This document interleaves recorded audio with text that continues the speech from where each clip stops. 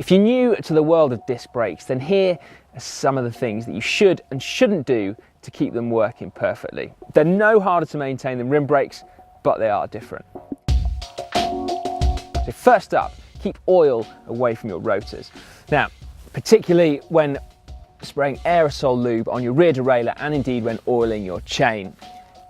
If you do get oil on your rotors, then the brakes will work much less effectively. Now, if the contamination isn't too bad, then you will be able to ride your bike very carefully until the brakes work properly again. And that's because braking forces generate heat and that will burn the oil off. But if the contamination is really bad, then you're going to need to clean the rotor thoroughly and then either using a blowtorch, burn the oil off your pads, which apparently some people do, or probably more likely just simply replace the pads. So the simple thing in the first place is just not to contaminate it. So if you can't be accurate enough when you're spraying oil on, then just take the rear wheel out before you do it.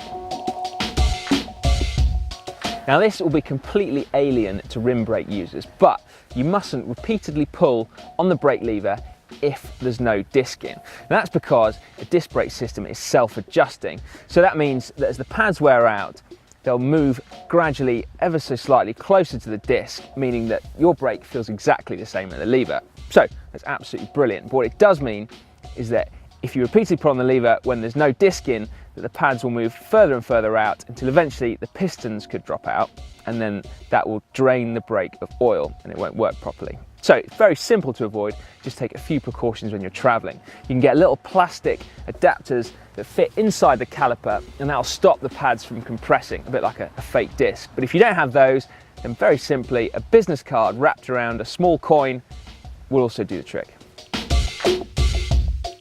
The second thing to bear in mind when traveling with your bike is to take care of your rotors. Now, although they're pretty robust, much more so than a rear derailleur, for example, if they get a big enough whack, then they can bend. And because the tolerances of the disc caliper are so tight, if they do bend, then you'll either get brake rub, or even worse, you wouldn't actually be able to move your back wheel properly. But again, the way of avoiding this is really straightforward. Simply take your rotors off if you're flying with your bike, and if you're just packing your bike in your car, just be a little bit careful. You know that bit where you're trying to shut your boot and it doesn't quite go, so you just lean on it. Don't do that. If you do experience disc rub, then firstly you need to check to make sure that your wheel is in the dropout squarely if you've got a traditional quick release. If that's not going to fix it and you've still got a brake rub, then don't worry, it is still a very simple job to fix it. Simply take normally a 5mm Allen key and loosen these two bolts at the caliper here, enough that the caliper then moves freely. Once it's doing that, you pull the brake lever on and that will square the caliper against the disc, and then while holding it on, then retighten the bolts, and that should resolve your brake rub. If it doesn't, then you need to check the disc to make sure that it's still running straight.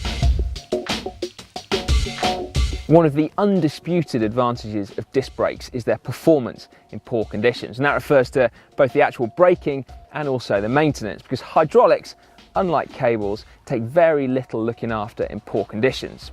However, just like your car, they will need a little bit of TLC from time to time. Particularly if the brake starts feeling spongy at the lever, that means you need to bleed the system, a bit like the equivalent of changing your brake cables. Now, it's not all that hard to do, but you will need a specific bleed kit that is dedicated to the model of brakes that you've got on your bike. And also, just like rim brakes, you also, of course, need to keep an eye on pad wear. And you can generally get a pretty good idea by dropping the disc out and having a look at the inside of the caliper to see how much pad is left. So there you go, some simple things that you need to know about keeping your disc brakes in good condition. Keep lube away from the rotors. Don't pull on the lever when there's no disc in place. Make sure you don't bend the rotor, particularly when you're traveling. Also, you've got to know when they're going to need a bit of TLC. And then finally, don't get frustrated if they rub. Just take a minute to sort it out.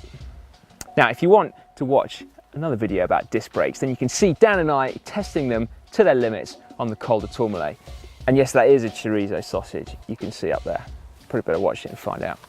Now, for more maintenance videos, you can get through to our playlist where they're all listed in one convenient spot just down there. And finally, before you go to either of those, do make sure that you've subscribed to GCN. If you haven't, you can do it by clicking on me right now. Nice.